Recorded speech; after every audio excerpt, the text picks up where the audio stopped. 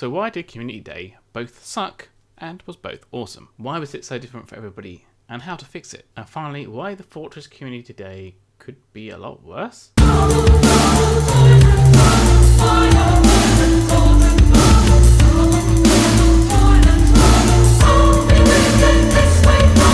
Welcome ages to Zilman's Wizarding World, your chill place to get Wizards Unite news from the home of Harry Potter. So here we are to try and tackle why we see things like this, and then why we see negative things like this. Why is Community Day so random? So, much like I do in this channel and go into loads of detail, we are going to do it this way. So we're going to see what Community Day actually is, and then we're going to look at your location, your play style, game incentives, and then we'll also be looking at the new Fortress Community Day. So what is Community Day in a nutshell? No, this is me in a nutshell. Help! I'm in a nutshell! How did I get into this nutshell? If you had a bad Community Day last time, take a step back and then put your emotions aside and let's have a look at what it actually is. The whole point of Community Day itself is to get everybody who plays Wizards Unite out in a specific window of time. And that way you maximise your chances of running into other players, joining up, socialising and becoming friends. The whole point of the whole 3-hour window thing is to get everyone out at the same time. That's why it's there. So those who say, oh, I want it to be the whole day, it's kind of like, well, why? What, are you playing solo? And they're like, yes. Well, that's not the point of Community Day. So if you're planning on going out on Community Day and playing solo, you're not going to have a great time. So the second thing that's going to affect your Community Day experience is your location. So you may be in a suburban area with low in counts. So have a think where you would be prepared to travel on a Saturday for 3 hours, or for a 3-hour window. How far would you be prepared to go to join with others and have a Community Day together? Maybe there's a town centre nearby or a nearby town which has good inns. People will be gathering there. Maybe some people travel from your suburban and rural area and gather in a specific place to play. The other option is to take action yourself. So look around on Facebook, see if you can find any Wizards Unite groups for your specific area. Lots of towns and stuff have community Facebook pages, community Facebook groups. Just go on there, ask the question, anyone here play Wizards Unite? Anyone meeting up? Or you could do what I did, and I asked that question, and I started up my own Facebook group, try and get my community together. And we've got about 5 or 6 members joined now. So that's sort of gathering pace. Also, due to the way the game currently works, there's actually a kind of a disincentive to playing in flagged locations because they boost certain families. Those will not spawn in flagged locations. So that's a bit of a problem because these are areas that people are more likely to meet up in. So next one is your playstyle. So this is quite a simple one because if you're only going to play on your own and you don't care about other players or making the community, then Community Day is not for you. And also you cannot complain about it because it's not designed to be done solo really. If you want to collect XP, then you'll do pretty well because a lot of it's geared around XP boosting. The only problem is that only 31% of people polled are actually interested in XP. Most people are interested in completing their Fandables registry. If you are prepared to travel to your local town or some place not too far away that has decent inns, then you should be fine. You should be good to go. If you want to continue playing, where there's very few people, 1 or 2 inns in your entire map area, that's not going to work out so well.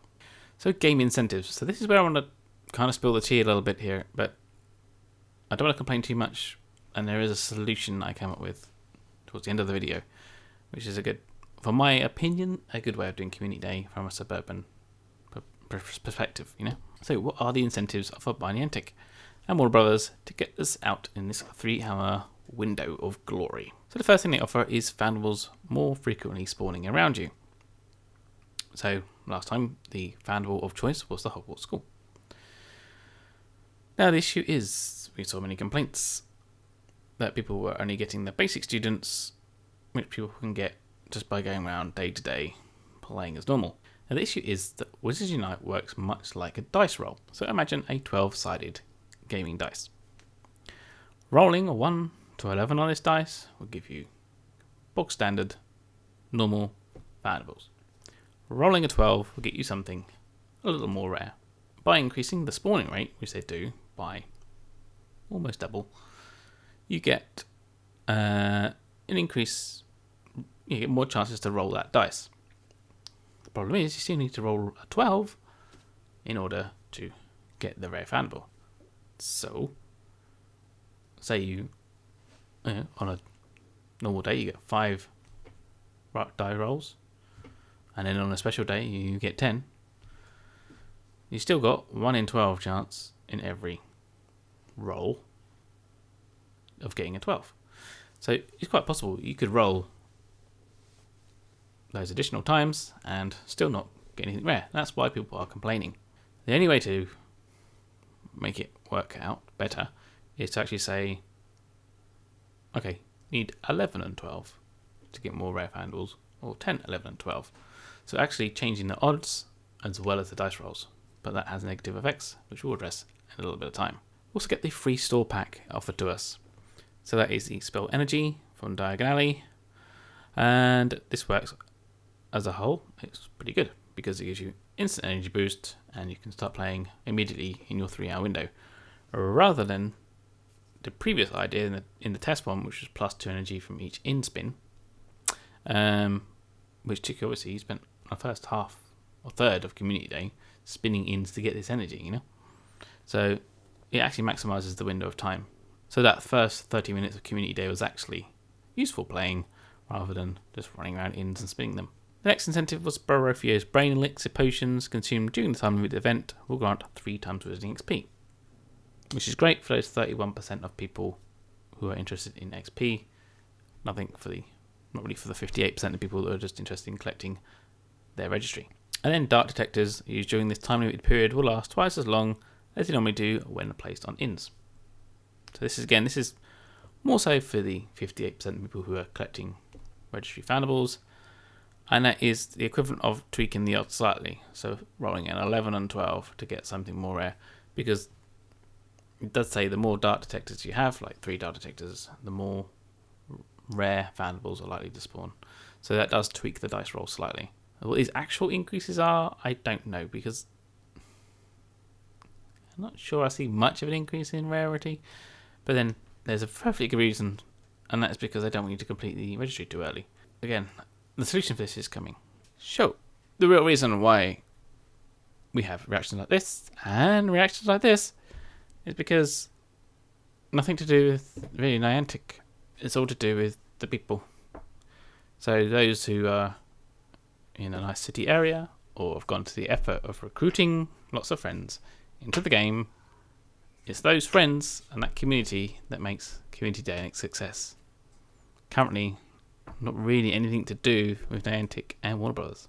So our new Fortress Community Day. So, in principle it looks like a good idea, but then when you start looking deeper into it, it kind of has a few significant flaws. Which I kind of hope they had seen this. I kind of hope they have seen this. And so hopefully there's something in this magical pack from the store that's going to address this. So we get, again, an initial energy. Now, we're going to assume this is 50, because that's what it was before. Now, healing potions brew quicker. Time is unknown.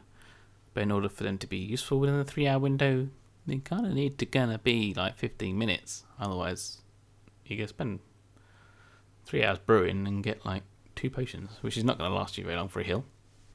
And then a healing potions ingredients boost. Now, if you can only brew 2 potions, there's no point in increasing the yield of ingredients, because you're more than likely going to have 2 potions worth of ingredients with you anyway.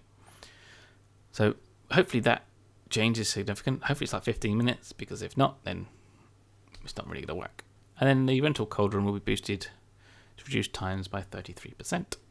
For those who wish to spend some coin.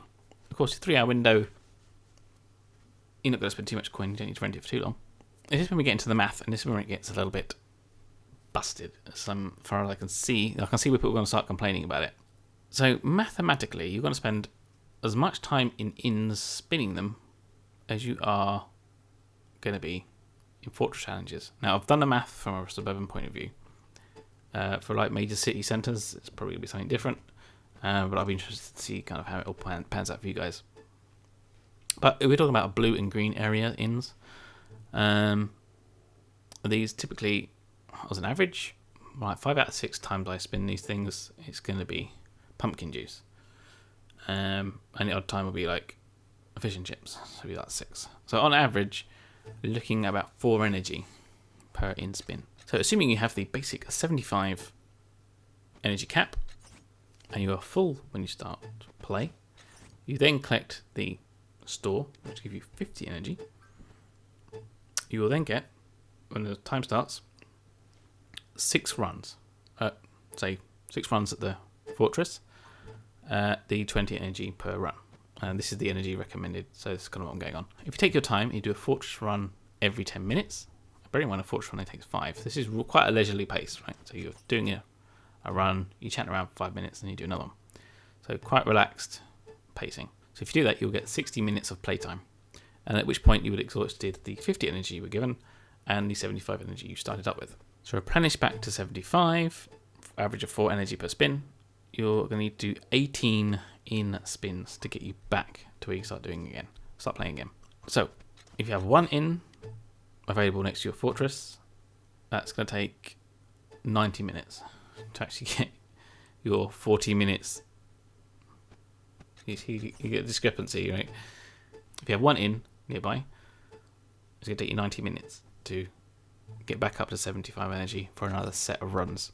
If you have 2 ins in the immediate vicinity, it's still going to take you 45 minutes to get back up to 75 energy. So once you've now got your energy up back to 75, you're only going to get 40 minutes of gameplay before that 75 is exhausted, because obviously you don't have the 50 energy boost that you started off with. Bearing in mind it's in a 3-hour window, if you had the 1 in and it's taking you 90 minutes to get your 75, that's it. Your community day is over. So you get 1 run, 60 minutes, 90 minutes of charging, and then another 40 minutes, and then game over. So if you have 2 ins, after your 40 minutes of play, you will spend another 45 minutes recharging, and then you'll get 30 minutes of play. And then you'll be out. Time will be over. So when we do the maths, add it all up together, for a single in, you'll have 100 minutes of play, 90 minutes of recharging. For 2 ins, you'll have 130 minutes of play, and 130 minutes of recharging. Cities, you're going to be a bit different because you got to walk up and down the road to inns, but we are talking like towns and suburban areas where you're going to have a cluster of like 1 or 2 inns, and then your next one's going to be like 5 minutes walk away, at which point, if it's more than 5 minutes walk away, the first one will have cooled down. So there's no point of going to an inn that's any more than, 2.5 minutes walk away, because you have to come back. So I feel we're kind of at risk of having a even worse community day, because people would just be saying, well, I spent my whole entire time just recharging my energy. Because if you do the math the other way, and you want to play continuously, and if you had unlimited energy, it would take you basically 360 energy to do a fortress for 3 hours, 1 run every 10 minutes. I don't think we'll be getting 300 energy as part of our free pack from Diagon Alley. So we can move on to our solution. The solution is actually quite short. So this solution is based upon the first style of community day, so the Foundable collection, right? Not the fortresses. I didn't have time to write a solution for the fortress type one because this took me a long time to write itself. With Foundables, we could actually have a special page in our registry which are community day Foundables and only available in those 3-hour windows. This sort of mirrors the Pokemon Go thing with the whole shiny stuff, but these Foundables are specific to community day. I'm sure they can write that into the story somehow. That way, if we go back to the dice roll thing, it's a new dice entirely. Okay, so those staying at home will not be able to progress this registry unless they leave the home. So that is the main incentive. Get out, because that's the only way you're going to catch these dudes. So what could these Foundables be? Because there are a number of significant things which I'm missing from this game in terms of Foundables. Bearing in mind some of the things like the Hogwarts 9 3/4 platform sign are things we have, right? But we don't have Bellatrix in person. We don't have Voldemort in person. We don't have Wormtail in any fashion. Although I don't imagine there'll be a Wormtail portrait, because he ain't that all that really, is he? Draco Malfoy, not seen him in person. Lucius Malfoy, both the Ministers of Magic, not seen any of those either. So these could all be Community Day exclusive Vanderbilts. And it worked much the same way as the other Registry Week and Prestige and stuff. But yeah, that might be a better idea. So this both encourages the 58% of us that are collectors to come out without diluting the current registry items, okay? So it's going to have no effect on the longevity of the registry, how long it's going to last before everyone completes the whole thing, up to maximum. And it also provides an incentive of exclusive items, which is what's actually missing out of Community Day. Now, to make it more complicated and add an extra level to it, you could actually make these spawns exclusive to Dark Detectors. So they will only spawn from Dark Detectors. So what this will do, this will encourage people to team up and combine resources, right? Because if I plug 3 Dark Detectors down, for example, that's going to last me half an hour. I can't remember how long that lasts now off the top of my head. But if I've got a mate with me, and he puts 3 down, or she, and I put 3 down, I still spent 3, but we get 2 hours. So this would encourage people to group together around an inn, which is great because not everyone's got in fortress locations. So everyone will group around an inn and put in Dark Detectors, which again are visible from a distance. So you can see on your map, oh look, there are people here putting Dark Detectors down, and they're going to get exclusive items. And if I team up with them, I got way more chance of getting exclusive items. Another level on top of this will be like a new Dark Detector. So almost like a special Dark Detector or a super Dark Detector. And you'll need these super Dark Detectors to actually get these exclusive Community Day Fandables. And you get one of these dudes in a gift item. Okay, so the special gift from the Diagon Alley store. So you get one only, which will give you 1 hour of the 3 hours. So if you want to maximize that 3 hours, you need to meet up with 2 further people. So again, it's another level of complexity. I'm not hugely keen on it myself. I like that kind of one before. But it is a possibility you could have like a super Dark Detector, and that's the only one that will get you these rare Fandables. So I still suggest keeping the 50 energy free gift that we get from Diagon Alley, because it allows you to hit the ground running. And possibly the +2 from spinning inns would be handy, because you'll be there.